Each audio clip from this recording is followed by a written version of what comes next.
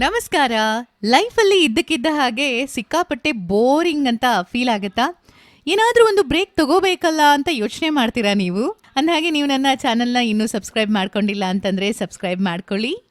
Nayana Nayana good mornings with ನಯನ. ಲೈಫಲ್ಲಿ ಸಿಕ್ಕಾಪಟ್ಟೆ bore ಆಗ್ತಾ ಇದೆ, ಚೇಂಜ್ ಬೇಕು ಅಂತ ಹೇಳಿದ್ರೆ ಖಂಡಿತ ನಾವು ಒಂದಿಷ್ಟು ಚೇಂಜಸ್ನಂತೂ ಮಾಡ್ಕೋಬೇಕು. ಆ ಒಂದಿಷ್ಟು ಚೇಂಜಸ್ಗಳು ಯಾವುದೆಲ್ಲ ಅಪ್ಪ ನೀವು ಯೋಚನೆ ಮಾಡ್ತಾ ಇದ್ದಿರ್ಬೋದು ಅಲ್ವಾ? ಹೌದು, ಮನುಷ್ಯನ ಜೀವನದಲ್ಲಿ ಹಬ್ಬ ಹರಿದಿನಗಳು ಬೇಕು, ಸಭೆ ಸಮಾರಂಭಗಳು ಬೇಕು, ಜೊತೆಗೆ ಒಂದಿಷ್ಟು ಪ್ರವಾಸಿಗಳು ಬೇಕು, ಹಾಗೆ ಬುಕ್ಸ್ಗಳನ್ನು ಓದುವಂತಹ ಒಳ್ಳೆಯ ಹವ್ಯಾಸ ಇರಬೇಕು, ಸಂಗೀತ ಕೇಳುವಂತಹ ಅಭ್ಯಾಸ ಮಾಡ್ಕೋಬೇಕು. ಇವೆಲ್ಲ ಮನುಷ್ಯನನ್ನ ಬೇರೆಯದ್ದೇ ಲೋಕಕ್ಕೆ ಕರ್ಕೊಂಡು ಹೋಗುವಂಥ ವಿಚಾರಗಳು. ಹೌದಾ? ಅಷ್ಟೊಂದೆಲ್ಲ ಕೆಪಾಸಿಟಿ ಇದೆಯಾ ಇವುಗಳಿಗೆ ಅಂತ ಕೇಳ್ತಿದ್ದೀರಾ ನೀವು? ಇದು ನಮ್ಮ ಹಿರಿಯರು ಅವರ ಜೀವನದಲ್ಲಿ ಕಂಡುಕೊಂಡಂತಹ ಒಂದಿಷ್ಟು ಬ್ರೇಕ್ ತಗೊಳ್ಳೋದಕ್ಕೆ ಬೇಕಾದಂತಹ ಸಮಯ ಆಗಿರ್ತಾ ಇತ್ತು. ಅದರಿಂದ ಹೊರಗಡೆ ಬರುವಾಗ ಹೊಸ ಎನರ್ಜಿ ತಂತಾನೆ ಬರ್ತಾ ಇತ್ತು. ಅಂತಹ ವಿಚಾರಗಳ ಬಗ್ಗೆ ಇವತ್ತಿನ ಕಾರ್ಯಕ್ರಮದಲ್ಲಿ ಮಾತಾಡೋಣ, ಆಯ್ತಾ? ಆ್ಯಂಡ್ ಜೊತೆಗೆ ನೀವು ನಿಮ್ಮ ಮನದ ಮಾತುಗಳನ್ನು ಹೇಳ್ಕೋಬಹುದು. ನಿಮಗೆ ಲೈಫ್ ಬೋರ್ ಅಂತ ಅನಿಸಿದಾಗ ಮಧ್ಯದಲ್ಲಿ ಯಾವ ಒಂದು ಕೆಲಸವನ್ನ ಮಾಡಿದ್ರೆ ನೀವು ಆ ಒಂದು ಏಕತಾನತೆ ಅಥವಾ ಮೊನೋಟೋನಸ್ ಅಂತ ಹೇಳ್ತಾರಲ್ಲ ಆ ಫೀಲಿಂದ ಹೊರಗಡೆ ಬರ್ತೀರಾ, ಇನ್ನಷ್ಟು ಆಕ್ಟಿವ್ ಆಗ್ತೀರಾ ಅಂತ. ಒಬ್ಬೊಬ್ಬರಿಗೆ ಒಂದೊಂದು ವಿಷಯ ಇಷ್ಟ ಆಗುತ್ತೆ ಈ ವಿಷಯದಲ್ಲಿ, ಅಲ್ವಾ? ನಿಮಗೆ ಗೊತ್ತಾ, ಈ ಫೆಸ್ಟಿವಲ್ಸ್ಗಳು, ಆಚರಣೆಗಳು, ನಮ್ಮ ಸಂಪ್ರದಾಯಗಳು ನಮ್ಮನ್ನ ಇನ್ನಷ್ಟು ಎನರ್ಜಿ ತರುವ ಹಾಗೆ ಮಾಡುತ್ತೆ. ಹೌದು, ಮನೇಲೊಂದು ಹಬ್ಬ ಬಂತು ಅಂತ ಇಟ್ಕೊಳ್ಳೋಣ. ಮನೇಲಿರುವಂತಹ ಪೂಜಾ ಸಾಮಗ್ರಿಗಳೆಲ್ಲ ಹೊರಗಡೆ ಬರುತ್ತೆ, ಅವುಗಳನ್ನು ಬೆಳಗಬೇಕು.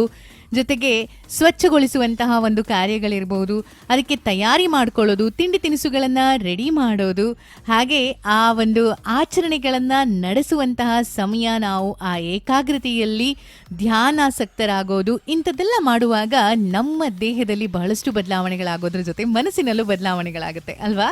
ಆ್ಯಂಡ್ ಎಸ್, ನಾವು ಶುಚಿ ಆಗಿದ್ದಾಗ ಮನಸ್ಸಿನಲ್ಲಿ ಒಳ್ಳೆಯ ಯೋಚನೆಗಳು ಬರುತ್ತೆ ಅಂತ ಹೇಳ್ತಾರೆ. ಸ್ವಚ್ಛತೆಯ ವಿಷಯಕ್ಕೆ ಬಂದರೆ ಈ ಪೂಜಾ ಕಾರ್ಯಗಳು, ದೇವತಾ ಕಾರ್ಯಗಳು, ಜೊತೆಗೆ ಮನೆಯಲ್ಲಿ ಬರುವಂತಹ ಹಬ್ಬ ಹರಿದಿನಗಳು ನಮ್ಮ ಎಲ್ಲ ಕೊಳೆಗಳನ್ನು, ಅಂದರೆ ದೇಹದ ಕೊಳೆಗಳನ್ನು, ಮನೆಯ ಕೊಳೆಯನ್ನು, ಮನಸ್ಸಿನ ಕೊಳೆಯನ್ನು ಓಡಿಸೋ ಕೆಲಸವನ್ನು ಮಾಡುತ್ತೆ. ಒಂದು ದೊಡ್ಡ ಬ್ರೇಕ್ ತಗೊಂಡ ಹಾಗೆ ಆಗತ್ತೆ.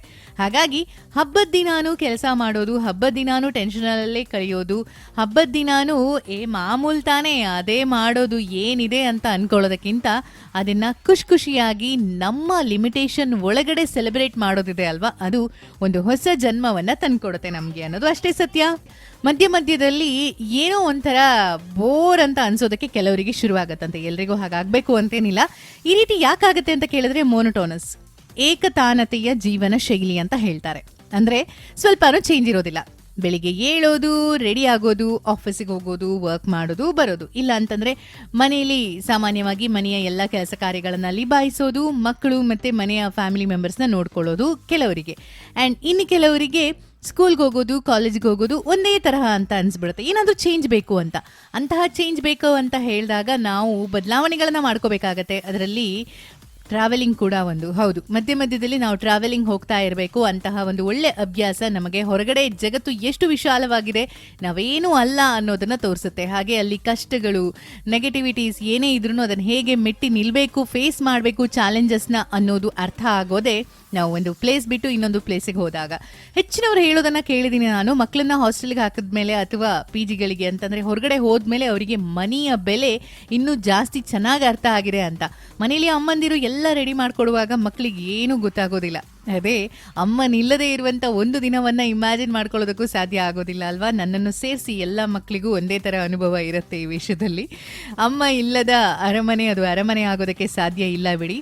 ಸೊ ಅದಕ್ಕೋಸ್ಕರ ಈ ಸಂಬಂಧಗಳ ಬೆಲೆ ಅರ್ಥ ಆಗೋದಕ್ಕೆ, ಜೀವನದಲ್ಲಿ ನಮ್ಮ ಹತ್ರ ಏನೆಲ್ಲ ಇದೆ ಅನ್ನೋದು ಅರ್ಥ ಆಗೋದಕ್ಕೆ ನಾವು ಟ್ರಾವೆಲಿಂಗ್ ಹೋಗಲೇಬೇಕು. ಆಗ ಖಂಡಿತ ಒಂದಿಷ್ಟು ರಿಯಲೈಸೇಷನ್ ಅಂತೂ ಗ್ಯಾರಂಟಿ ಆಗುತ್ತೆ ಅಲ್ವಾ? ಅದ್ರ ಜೊತೆಗೆ ಇನ್ನೊಂದು ಸಭೆ ಸಮಾರಂಭಗಳಿಗೆ ಹೋಗೋದು. ನೀವು ನಂಬ್ತಿರೋ ಬಿಡ್ತಿರೋ ಗೊತ್ತಿಲ್ಲ, ಮೊದಲೆಲ್ಲ ನಮ್ಮ ಹಿರಿಯರು ಅಂತಂದ್ರೆ ಈಗ ಯಾರೆಲ್ಲ ನಮ್ಮ ಹಿರಿಯರಿದ್ದಾರೆ ಅವರು ಇವತ್ತಿಗೂ ಕೂಡ ಯಾವುದೇ ಒಂದು ಕಾರ್ಯಕ್ರಮ, ಮನೆಗೆ ಇನ್ವಿಟೇಷನ್ ಬಂದಿದೆ ಅಂತಂದರೆ ಅದನ್ನು ಅವರು ಮಿಸ್ ಮಾಡದೆ ಹೋಗ್ತಾರೆ. ಆ್ಯಂಡ್ ನಾವು ಇತ್ತೀಚೆಗೆ ಈ ಫಾಸ್ಟ್ ಲೈಫಲ್ಲಿ ಅನ್ಕೋತಾ ಇದ್ದೀವಿ, ಅಯ್ಯೋ ಎಲ್ಲಿ ಹೋಗೋಕ್ಕಾಗತ್ತೆ, ರಜಾ ಇದ್ದರೆ ಮಾತ್ರ ಫಂಕ್ಷನ್ಗೆ ಹೋಗೋಕ್ಕಾಗತ್ತೆ, ಅಥವಾ ಆದಿತ್ಯವಾರ ಒಂದು ದಿನ ಎಲ್ಲಿ ಹೋಗೋದು, ಏನು ಕತೆ, ಬೇರೆ ಕೆಲಸಗಳನ್ನು ಮಾಡೋದು ಯಾವಾಗ ಅಂತ ಈ ಫಂಕ್ಷನ್ಗೆ, ಸಭೆ ಸಮಾರಂಭಗಳಿಗೆ ಹೋಗೋದನ್ನೆಲ್ಲ ಕಡಿಮೆ ಮಾಡ್ತಾ ಬರ್ತಾ ಇದ್ದಾರೆ.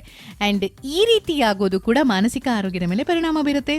ಹೌದು, ನಾವು ಆಗಾಗ ಯಾರನ್ನಾದ್ರೂ ಭೇಟಿ ಆಗ್ತಾ ಇದ್ರೆ, ಮಾತಾಡ್ತಾ ಇದ್ರೆ, ಕುಶಲೋಪರಿ ವಿಚಾರಿಸ್ತಾ ಇದ್ರೆ, ಆ ಸಭೆ ಸಮಾರಂಭಗಳಲ್ಲಿ ಹೋದಾಗ ಒಂದಿಷ್ಟು ಜನರನ್ನ ಮೀಟ್ ಆದಾಗ ಆಗುವಂತಹ ವಿಚಾರ ವಿನಿಮಯಗಳಿದೆ ಅಲ್ವಾ, ಅದು ನಮಗೆ ಹೊಸ ಎನರ್ಜಿ. ನಿಮಗೆ ಗೊತ್ತಾ, ಎಷ್ಟೋ ಜನರಿಗೆ ಈ ರೀತಿ ಕಾರ್ಯಕ್ರಮಗಳಿಗೆ ಹೋಗೋದು ಅಂತಂದ್ರೇನೆ ಖುಷಿ. ಆ ಖುಷಿ ಕೇವಲ ಖುಷಿ ಅಷ್ಟೇ ಅಲ್ಲ, ಅವರ ಒಂದು ಎನರ್ಜಿ ಕೂಡ ಆಗಿರುತ್ತೆ. 4 ಜನರ ಜೊತೆ ಬೆರೆತಾಗ, ಮಾತಾಡಿದಾಗ, ಟೈಮ್ ಸ್ಪೆಂಡ್ ಮಾಡಿದಾಗ ನಾವು ಖುಷಿ ಆಗ್ತೀವಿ. ಯಾಕೆ ಗೊತ್ತಾ, ಮನುಷ್ಯ ಮೂಲಭೂತವಾಗಿ ನೋಡೋದಾದ್ರೆ ಅವನು ಸಂಘಜೀವಿ. ಆ ಸಂಘ ಜೀವನದಲ್ಲೇ ಅವನ ಆರೋಗ್ಯ ಅಡಗಿದೆ. ಆ್ಯಂಡ್ ಯಾರಿಗೆಲ್ಲ ಫ್ರೆಂಡ್ಸ್ ಇರ್ತಾರೋ, ಯಾರು ಹೆಚ್ಚು ಹೆಚ್ಚು ಸಂಘ ಸಂಸ್ಥೆಗಳಲ್ಲಿ ತೊಡಗಿಸ್ಕೊಳ್ತಾರೋ, ಯಾರು ಪಬ್ಲಿಕ್ ಲೈಫಲ್ಲಿ ಇರ್ತಾರೋ, ಹೆಚ್ಚು ಜನರ ಜೊತೆಯಲ್ಲಿ ಸಂಪರ್ಕ ಇಟ್ಕೊಂಡಿರ್ತಾರೋ, ಅವರ ಆಯುಷ್ಯ ಒಂದು 10 ವರ್ಷದಷ್ಟು ಜಾಸ್ತಿ ಇರುತ್ತಂತೆ ಬೇರೆಯವರಿಗೆ ಕಂಪೇರ್ ಮಾಡಿದ್ರೆ. ಬೇಕಿದ್ರೆ ನೀವು ಇದನ್ನ ಚೆಕ್ ಮಾಡಿ ನೋಡಬಹುದು. ಇತ್ತೀಚಿನ ದಿನಗಳಲ್ಲಂತೂ ಇದು ಪ್ರೂವ್ ಆಗ್ತಾ ಇದೆ ಪದೇ ಪದೇ. ಜೀವನದಲ್ಲಿ ಎಷ್ಟು ಸಾಧ್ಯ ಆಗುತ್ತೆ ಅಷ್ಟು ಬೇರೆಯವರ ಜೊತೆ ಬೆರೆತು ಮಾತಾಡುವಂತ ಅಭ್ಯಾಸವನ್ನ ಇಟ್ಕೊಂಡಿರ್ಬೇಕು ಅಲ್ವಾ.